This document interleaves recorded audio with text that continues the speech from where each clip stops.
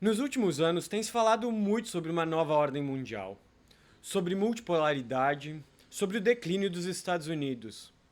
Mas e se eu te disser que o sistema financeiro global, como conhecemos há mais de meio século, está à beira de um colapso repentino?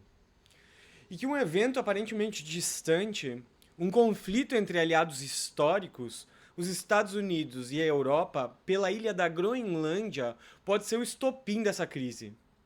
Não é teoria da conspiração. São movimentos geopolíticos e financeiros concretos acontecendo agora que podem levar ao fim da era do dólar como moeda de reserva mundial. E o Brasil tem um papel crucial nisso tudo. Esse não é só um vídeo sobre crise, é sobre uma janela de oportunidade histórica para o nosso país. Para entender o ponto de ruptura, precisamos voltar algumas jogadas. Nas últimas semanas, os Estados Unidos elevaram o tom de forma alarmante.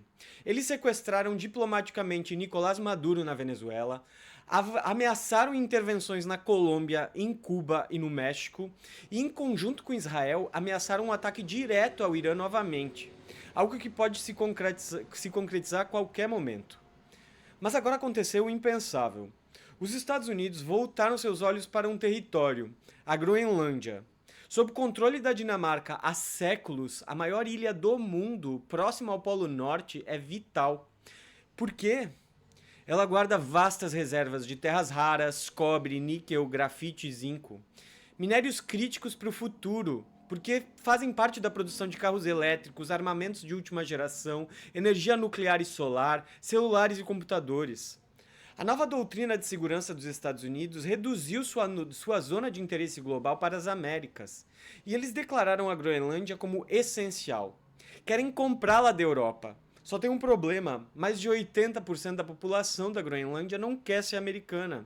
E os europeus também precisam desses recursos se quiserem competir com a China no futuro. Isso criou um conflito aberto direto com a União Europeia. Pense nisso. Membros da OTAN, da Organização do Tratado do Atlântico Norte, aliados desde a Segunda Guerra Mundial contra a União Soviética, hoje lutando juntos na Ucrânia contra a Rússia, agora em rota de colisão. Os Estados Unidos argumentam: nós gastamos muito defendendo a Europa. A Groenlândia é nosso direito. E partiram para sanções contra a Noruega, a Dinamarca, a Finlândia, a Alemanha, a França, Reino Unido e Holanda. Todos sentiram o peso das penalidades americanas, 10% de taxa sobre os produtos exportados aos Estados Unidos. E a resposta da União Europeia é que ela estuda uma retaliação de 93 bilhões de euros em tarifas contra os produtos dos Estados Unidos.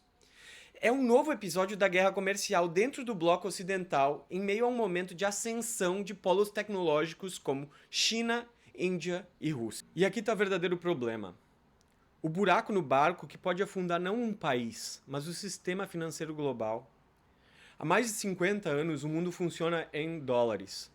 Todo o comércio internacional, especialmente o de petróleo e energia, é feito nessa moeda, o famoso petrodólar. Por quê? Porque era considerada a mais segura do mundo. No século XX, os Estados Unidos tinham a maior economia industrial do planeta, o maior mercado consumidor e as corporações tecnologicamente mais avançadas.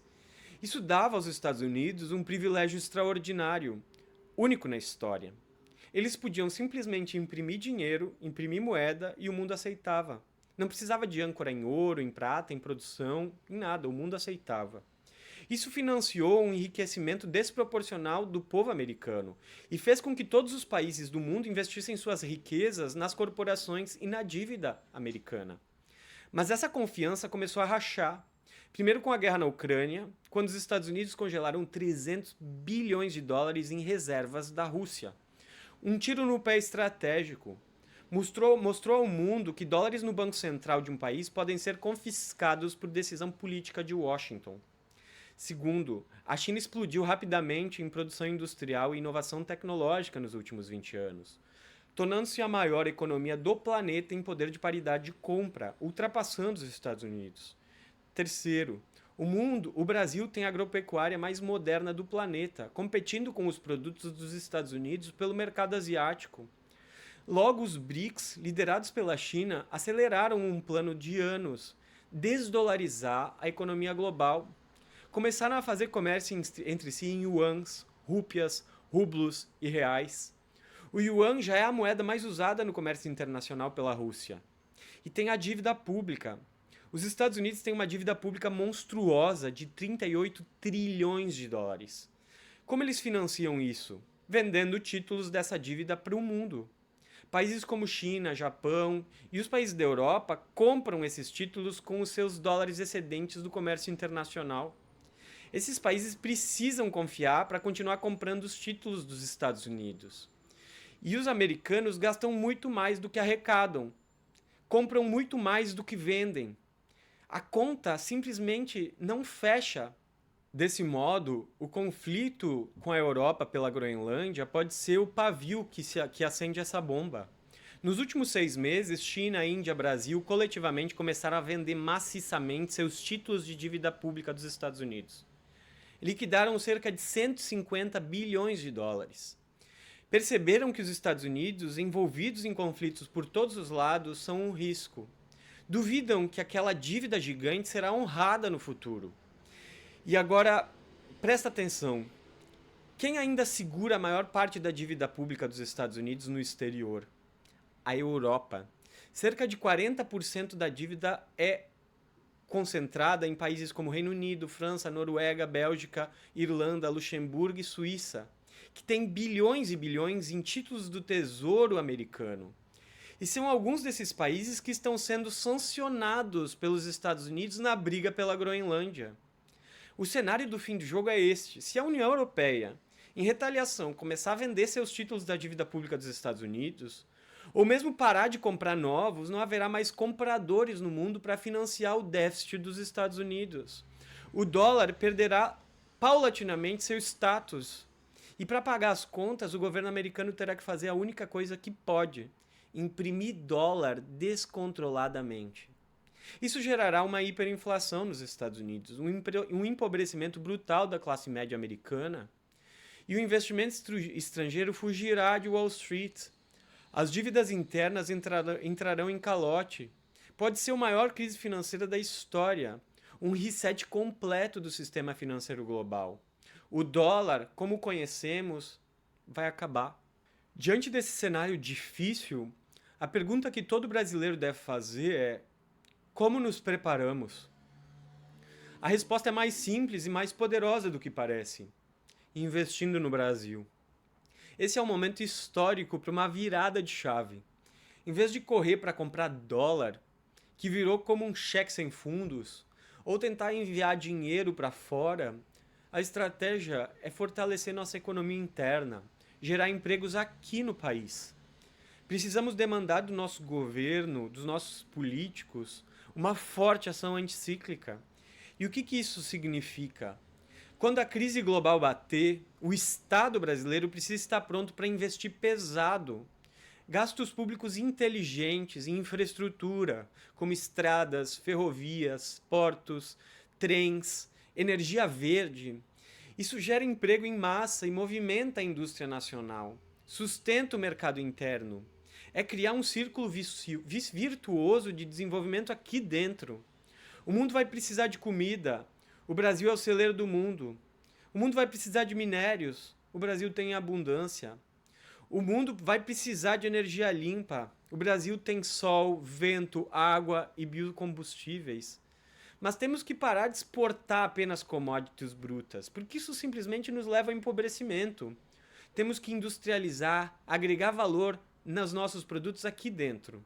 Produzir aço, fertilizantes, chips, carros elétricos aqui. Com um sistema financeiro enfraquecido, nasce uma oportunidade histórica. É uma oportunidade única de romper com a dependência internacional que a gente entrou. Os capitais internacionais, sem ter para onde correr, podem vir aqui para um Brasil estável e em crescimento. Mas mais importante do que isso, é o capital nacional. A poupança do brasileiro precisa ser canalizada para o nosso próprio desenvolvimento. Ao invés de investir lá fora, em um sistema falido, vamos investir aqui dentro. Empresas brasileiras de tecnologia, de infraestrutura, de agroindústria. Esse é o nosso futuro. O fim do dólar não é o fim do mundo, é o fim de uma era só. E o início de outra. Pode ser caótico, pode ser doloroso globalmente, mas para nações preparadas é uma janela de oportunidade. O Brasil tem todos os elementos para não apenas atravessar a tempestade, mas para emergir mais forte, como uma potência. Mas isso depende de uma decisão coletiva, de uma visão de futuro. Cobremos dos nossos governantes políticas sérias de desenvolvimento interno, de soberania econômica e tecnológica. E como cidadãos, pensemos onde colocamos nosso dinheiro, nosso trabalho, nossa confiança. O futuro não está mais em Wall Street, em Washington. O futuro, se quisermos, está sendo construído agora, aqui mesmo no Brasil. E se você acredita que o Brasil pode trilhar esse caminho, deixe seu like, se inscreve no canal e compartilhe esse vídeo. Aqui a gente acredita que com reflexão vamos mudar o futuro do mundo. Porque refletir é o primeiro passo para a nossa evolução. Um abraço e até o próximo vídeo.